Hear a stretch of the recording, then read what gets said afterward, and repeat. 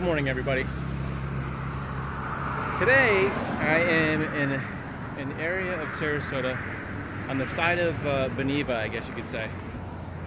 I wanted to tell you a story about something that happened. I think it was the summer of 2015 that was really made me angry at the time. At that time, I used to do a lot of driving around looking for interesting sites to do vlogs about and stuff. And that day in particular, I was looking for a geodesic house, which is one of those houses that's kind of dome shaped, and it has those like triangular, square shaped patterns to it. It's like I think it's made out of fiberglass. But I was looking in a neighborhood near here, and I was coming back this way, and I was driving, and I was sort of looking. Right, there's people staring at me. I was looking at this place, and it's kind of an unusual warehouse just to be on the side of the road right here, this warehouse right here. So I actually stopped my bike, and I was taking some pictures because the mailbox is right here, and I was going to go look it up on the internet to see if it was some old business, because it's kind of an unusual building. Just the way it looks, it doesn't look like anything I've ever really seen. And it had all these no trespassing signs, so that's like a kind of a flag to make you wonder, like, well, what is the big deal with the trespassing there? So it was like, you know, it was just a curiosity thing. But anyway, that's how I find a lot of videos, is that I travel around and I look around. And so I took some pictures of this one, and I just decided while I was here, I'll just cruise across the street over here, right there. So I cruised across the street over there,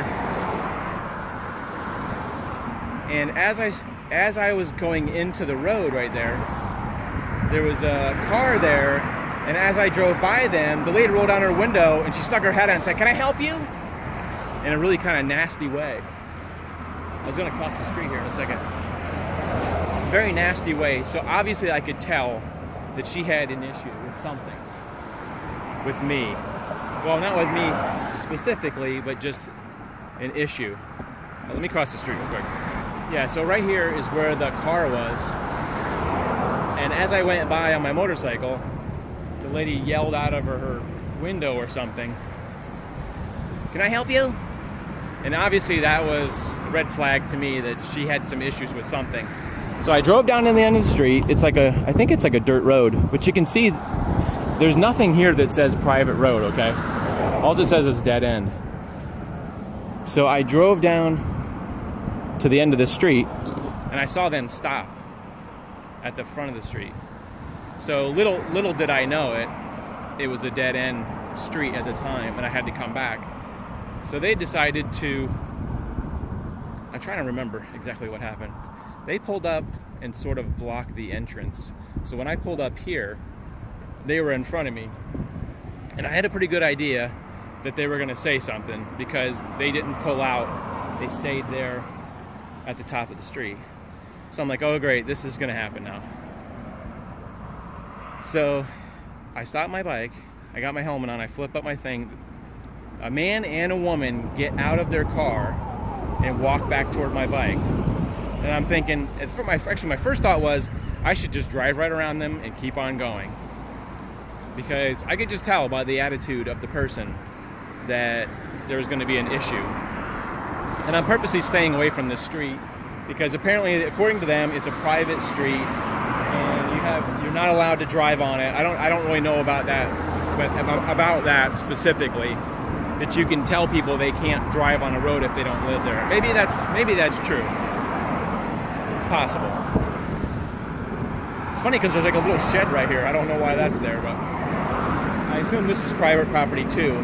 But being here is not private property, it's a public sidewalk, so you are allowed to walk up and down it. So I'm keeping within my legal. When I used to work for the news, you know, they taught us, as long as you're on a public area, you can film whatever you want. I could sit here and film the people's yard or film somebody doing something, and if a cop came, they couldn't tell you to leave unless you were causing a disturbance or something like that. So yeah, so I come back, the two people get out of their car. Can I help you with something? And I said, Like, what's the deal? It's like, well, this is a private road. And the lady was real snarky. The guy didn't really say that much. And I said, I just drove down the road and I came back. She goes, well, why were you taking pictures of that house? So I guess they had seen me over there taking some pictures with my cell phone, okay? It wasn't like I was roaming around the property on the property. It was like right on the sidewalk. So I got really, really, really super angry.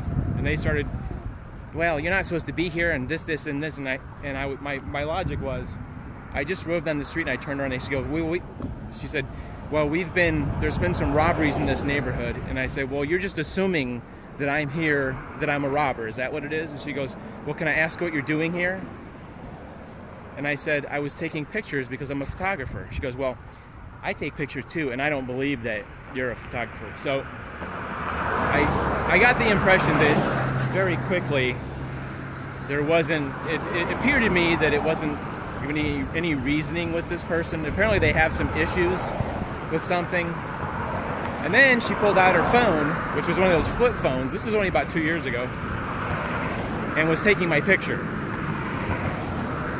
And her husband started saying some stuff about, you know, this, that, and the other. And I was angry, so I pulled out my phone. And I guess in my anger, I didn't realize I wasn't pointing it at her, I was pointing it at myself. So I was yelling, I still have my helmet on. I was yelling back at her, defending myself, telling her that she has no right to talk to me, no right to harass me or detain me there, and she's not a police officer, so she has no say about what I'm doing. She just didn't get it, that you cannot just stop somebody on the street and start harassing them and questioning them. That's not within the law. So I took out my phone, and she went up and was taking pictures of my license and my bike, because by this time I think I had gotten off my bike and she was standing behind my bike taking my picture. But why are you taking somebody's license tag picture for standing in the road or driving in the road? I mean, that's not a legal, an illegal act. You're taking pictures of license. What are you going to do? Call the cops and say, this guy stopped in the street. I stopped him and started yelling at him.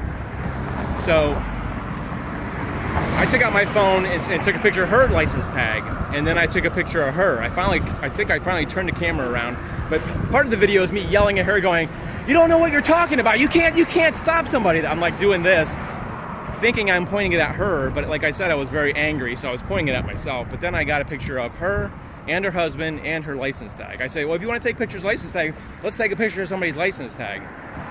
And the whole thing just, and the real main reason is they went to the assumption that I was doing something wrong because I drove down the street. She did not know if I knew somebody on the street, if I was looking for a house of somebody that I knew possibly. It's like she just automatically assumed because I parked my motorcycle over there that I was doing something wrong. And that's what really got my blood boiling. Rather than saying, hi, I live here, we were just curious to know what you know, being polite as people would without assuming that you've done something wrong already. That's what I think really made me mad. You have to give people the benefit of the doubt. Now, if I had stopped and was snooping around somebody's property, and like I say, snooping around would be going on the property, walking around. If I was over there by the building, walking around. But she did not understand the concept of public right-of-way. The sidewalk over here is public right-of-way. Anybody can walk on a public sidewalk like this near your property as long as they're not causing any kind of disturbance or harassing you. You know, if you were a paparazzi, you could stand on the sidewalk all day and take pictures of it. Look at this weird shed over here. I don't know why that's there. Kind of weird. Looks like a little haunted mansion. So that was sort of the crux of the issue, is people that are just mean and nasty. And you know, for some reason, whenever somebody says, can I help you? That phrase does not mean that they want to help you. That means they want to know what you're doing or why you're there. Obviously, we all know that. That's a common thing. Can I help you? Now, if you're in a store, that's different. If somebody's trying to help you, and you know, if you're shopping or something. But apparently, she tells me that her mother or her aunt owns this property, and her uncle owns all this property, and we owned all this property down here.